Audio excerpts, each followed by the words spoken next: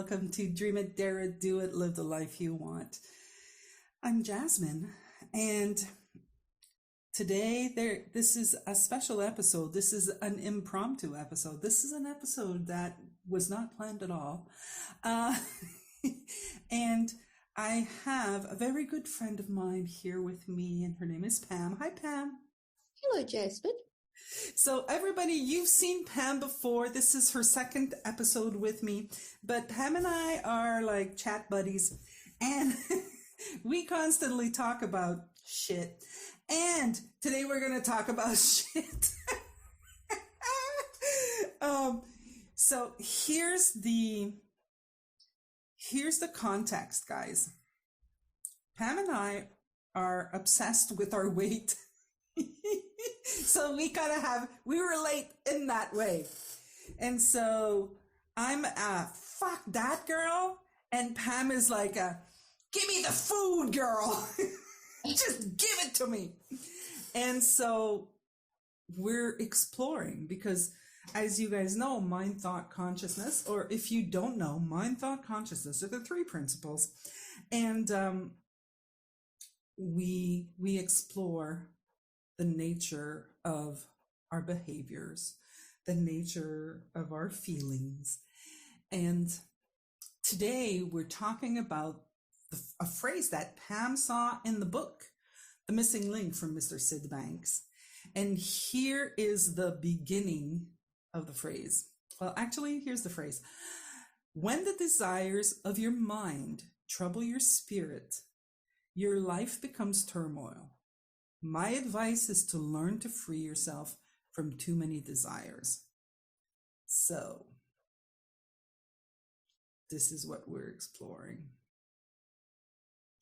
And I was telling Pam right before we hit record that I had a wish, and that my wish was that my body would just be the size my body wanted to be. And Pam said, "Oh, I heard something in that."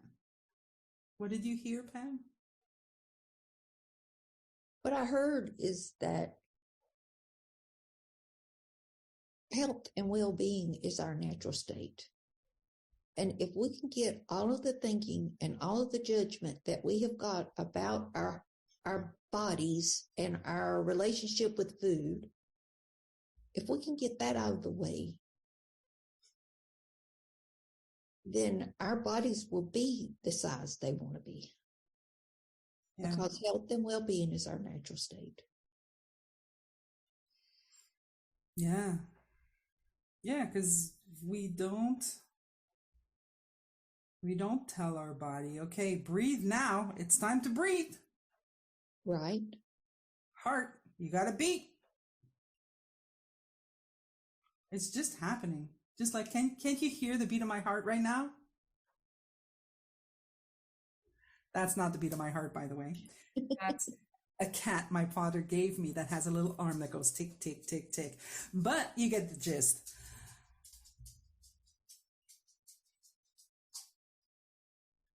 Yeah, my desire is that. My desire is, no, I'm not going to use the word desire because we said get less desires. It's actually a wish. It's actually coming from a different place. It's coming from a place of, I don't know what size my body should be. I have no idea. I think I know. I think I should be this size. I think I should look like this person, or I should look like I looked when I was 26. Right? And the fact that every time I look at myself in the mirror, I'm not, then I get pissed off. You know? And then I hear everything that media has told me. Well, you should run. I don't want to fucking run. Well, you should exercise. You should walk. You should drink water. You should never eat sugar. You should never do this. You should, it's kind of like, and then I get bombarded with all the cacophony of thoughts that come in, And then I just get overwhelmed and I say, you know what? Cotton candy sounds pretty good right now. And I think that's the way we learned to deal with all of the thinking, that's how all of the thinking feels in our bodies. Because it's like we just get so frustrated with thinking about it all. So we eat the cotton candy and we don't have to think about it anymore. We just eat it. Until we do. Yes, until we do. Until the noise settles down. And what I think a lot of people do, me included, then in turn judge because we ate the cotton candy.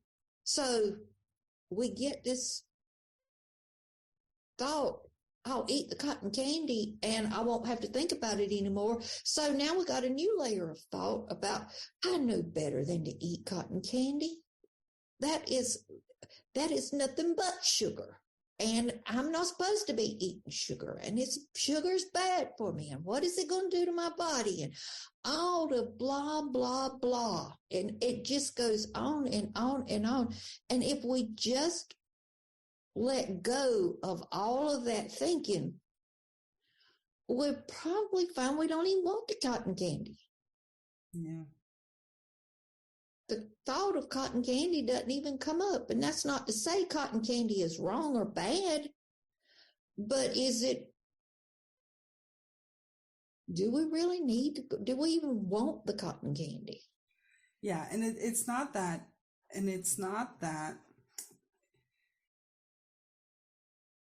it's not even the cotton candy. Right. It's not even the cotton candy. It's what comes before the cotton candy. Like, the cotton candy is so delicious just because we keep saying the words and I keep thinking of cotton candy now. But the fact of the matter is, it's the before. See, just look how hilarious this is. Like, you say cotton candy and I get a smile in my face. Like, no wonder I go there, because the turmoil of all the thinking is just so sucky and so overwhelming, and so I just want to get rid of it, that I know that if I have cotton candy, oh, Exactly. joy, Exactly. instant, la la la la la la la. It's like, it's just crazy. But it's neither of those two things. Like, I've been focusing on those two things. I've been focusing on, I'm angry, I'm this, I'm that, I'm this, I'm that, and get me some cotton candy. I love cotton candy. I love maple sugar. I've been focusing on those two things and just keeping them there. And something else that we talked about before we hit record is that the answers we seek are not in the form. And the cotton candy and all the other stuff that we're focusing on, that's the form. So if you guys are wondering what the heck we're talking about, what the form is, if you're new to the 3 principles, we're talking about the formless is like what comes before I say the words. Like, as soon as I say the words, it's become a form. Well, it's even for the thought. Yeah.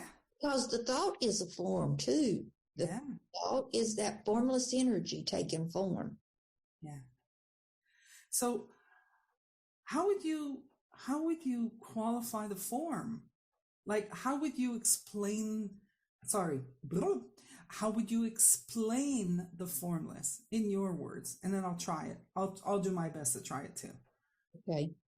Well, this is going to just be my best shot, because I don't think it can be explained. Yeah. with words. But the way I think of it is just the energy of life. It's what I call God. It's a spiritual energy, but some people don't like that word. But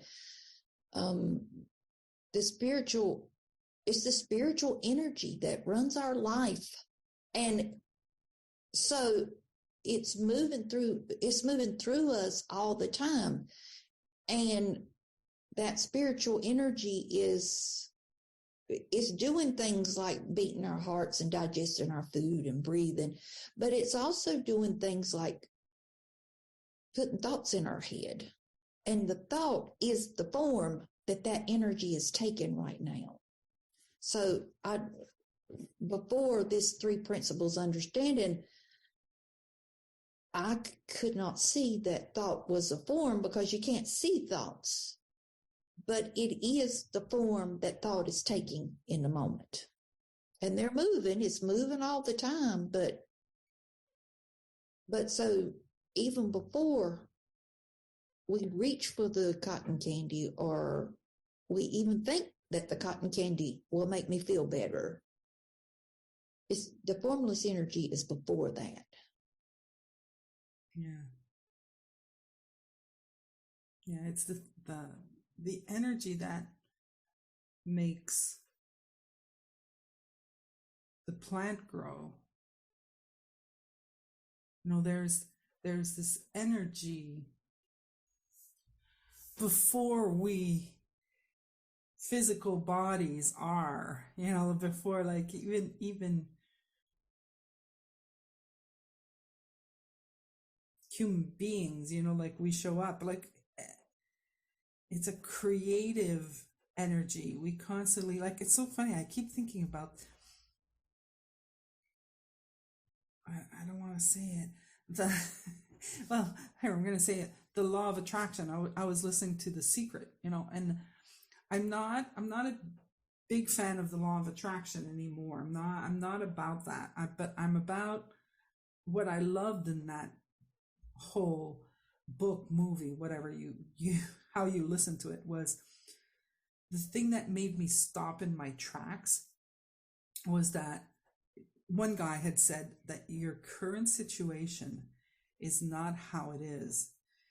Your current situation is not how it is right now. It's how you have thought.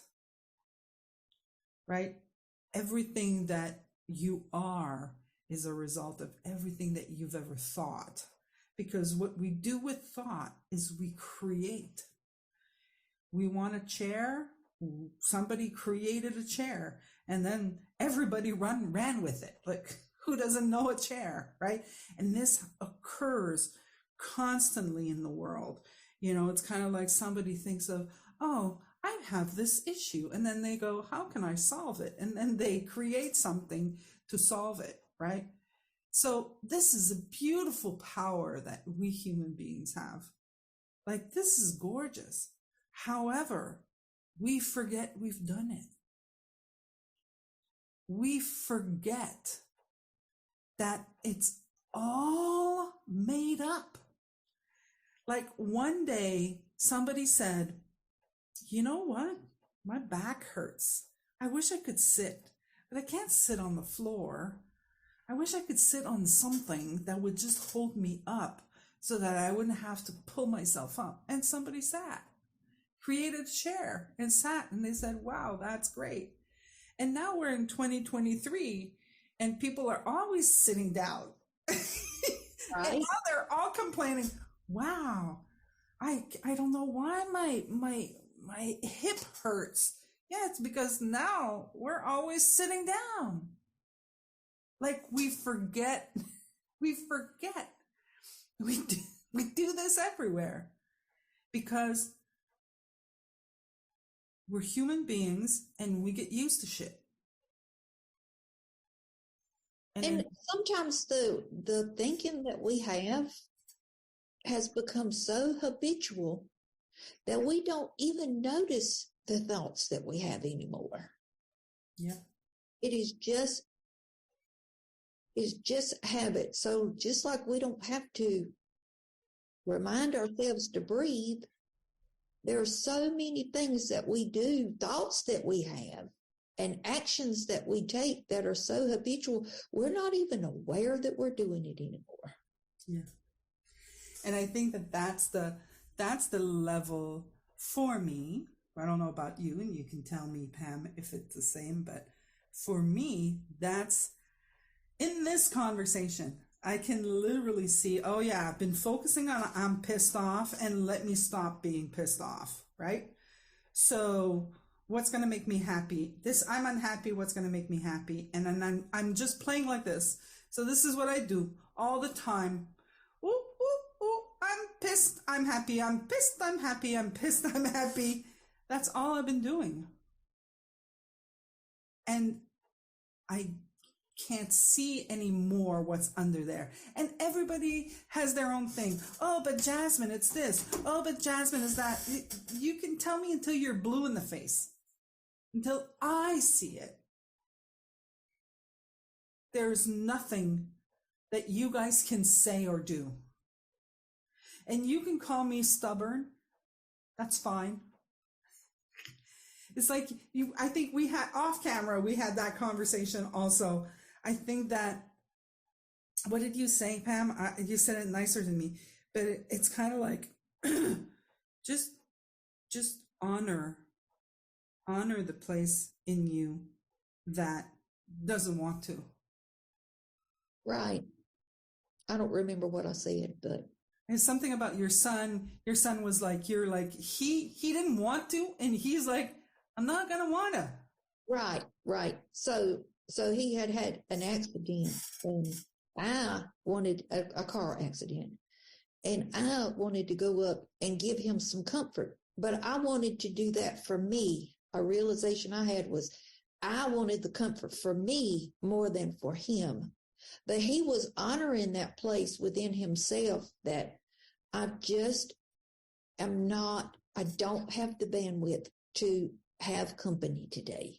And I'm your mother, I'm not company. But he was, I have to go inward and lick my mental wounds, my emotional wounds. I have to do that on my own. And so I was very,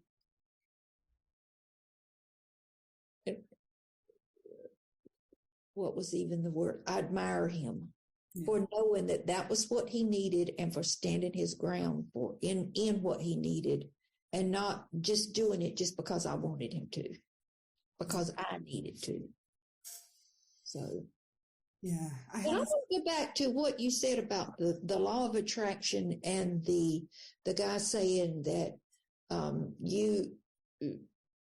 your life today was a result of all the thoughts that you'd had. I think that's what I kind of saw. I didn't have those words for it, but I think that was kind of what I saw, that the body you have today is the result of the thinking that you have had, that you thought you needed the cotton candy to feel better or whatever. Yeah. Cotton candy's not my thing at all. But you thought you had to have this in order to feel better. And so your body is responding to that. You've created the body that you have now.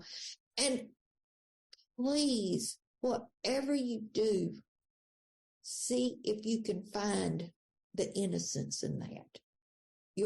And give that part of you some compassion.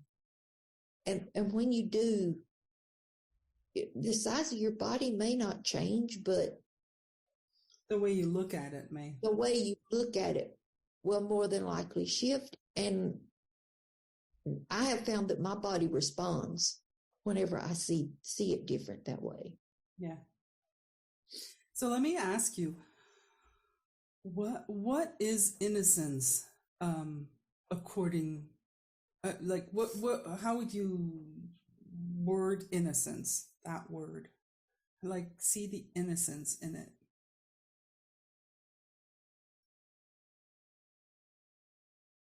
Innocence is being completely blind to it. I mean, it's like you just have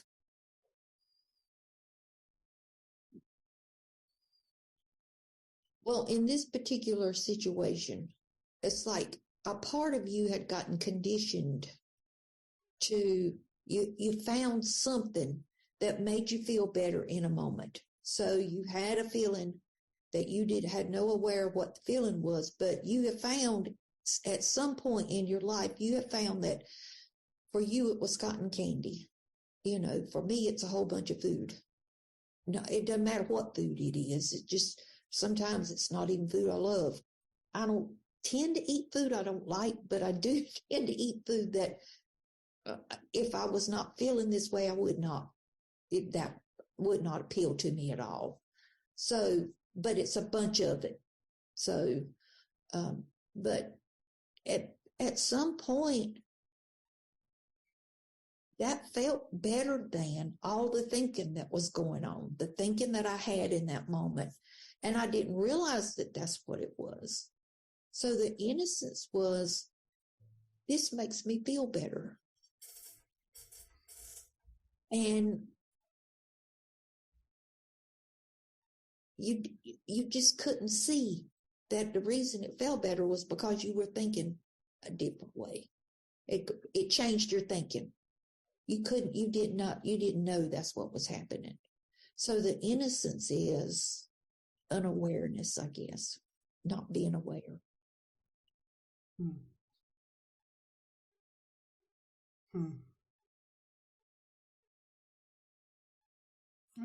Innocence. Like if I think of a child, yeah, when a child is innocent, is they just don't know what's gonna happen if they do such and such a thing. I was watching a movie. There was this this child with, what's the word? It's so funny. I've been listening to stuff in French and I've got French words in my head. Which is, by the way, I am French, guys. So it's normal that I have French words in my head.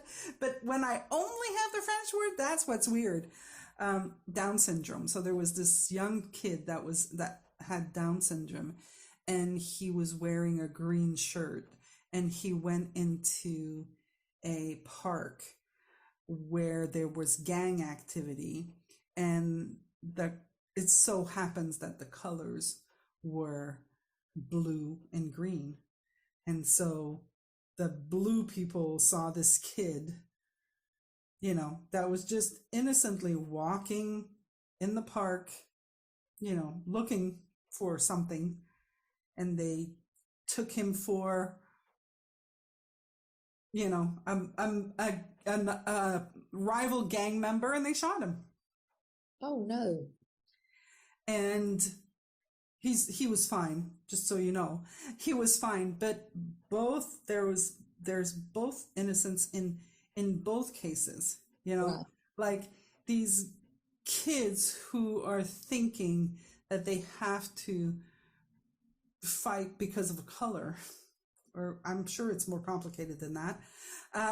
But they innocently shot him because he had a green shirt. And he was just like, no idea, just wearing a shirt. He doesn't even know about the green color, right? Right. But even the innocence of them thinking, those gang members, I mean, I'm not condoning their behavior at all. No. The innocence of thinking that they have to single out a whole group of people just because they're our rival. Yeah.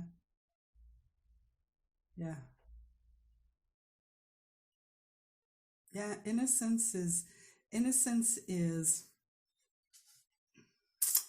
it could be hard. I'm going to use the word hard. It could be hard to understand, right? Yeah. Because the intellect, my intellect is like, you stupid idiot. It's a green shirt. Right. Right. And maybe the intellect even says, how could you do that to another human being? Yeah. Yeah. But when you can see the innocence in it, you can have a little more compassion for your fellow human being. And I think if more people could understand that, there would be a lot less violence. Yeah. And it doesn't mean that there's no consequences. It doesn't mean, like, just look at my body, right? Right? Yeah. So the consequences of this innocence has brought me to the biggest size I've ever been in my life, right? It doesn't mean anything. It doesn't mean I'm pathetic. It doesn't mean I'm disgusting. It doesn't mean all the things that I tell myself, trust me, they're not nice. It doesn't mean that at all. It's not the truth. That's also all made up. Yes. Yes. But this is a result. I need to buy bigger clothes. It doesn't mean anything. Right. Right. So but until we see that, until we see that it does not mean anything, we continue to have that harsh judgments about ourselves. Yeah. Yeah. You know, recording these episodes really scare me because it is raw content. I'm no joke. I don't edit shit. So I'm happy. Like sometimes I'm like, I want to increase the listens to the podcast. You know, I'm like, oh, let's increase the listens to the podcast. And then I'm kind of like, no, actually it's my friends listening. So that's okay. They love me. They're not going to judge me. You know, and they'll be like, oh, Jasmine, la, la, la, la, la. But on the other hand, it's like, if it can make a difference, you know, if it can make a difference to one person, like, don't even associate it to weight, just associate it to whatever you want to associate it with, because it doesn't matter the end result. It's the functioning of it, right? It's the mechanics of what's going on. Right. Yeah. It is, and Jasmine, don't you think that real and raw is what people are looking for? I hope so. That's all I got. You know, I mean, I've made shit up in the past and just never made me feel good, made me feel like that makes a difference. Right. You know, this conversation makes a difference. And I don't know about you, but that's what keeps me looking in this direction. It's because I want to make a difference. And I have not even gotten started with my coaching journey yet. I'm working on it, but I hadn't gotten started in it. But I can see the impact that it has made to the people in my lives just because I'm coming from a different place. Yeah. Pam, I'm going to take the opportunity of this podcast episode to tell people who are listening that you are training in becoming a change coach and that you are looking for people to coach, right? Right. You're still looking for people to coach. Yeah. So guys, if you want to see something new, and if you want to contribute to my dear friend Pam Hall's development in this coaching conversation, please reach out to us. And Pam will be happy to have a conversation with you. Yes, that would be great. And I think that this is a good time to stop the recording and say thank you to everybody. Thank you, Pam, for the idea of hitting record. Well, thank you, Jasmine, because we had no idea where this was going to go. I think it's made an impact for me on my day. So yeah, me too. Me too. Thank you. Love you. Love you too. everybody else, love you. Dream it, dare it, do it. Live the life you want. See you next time. Bye.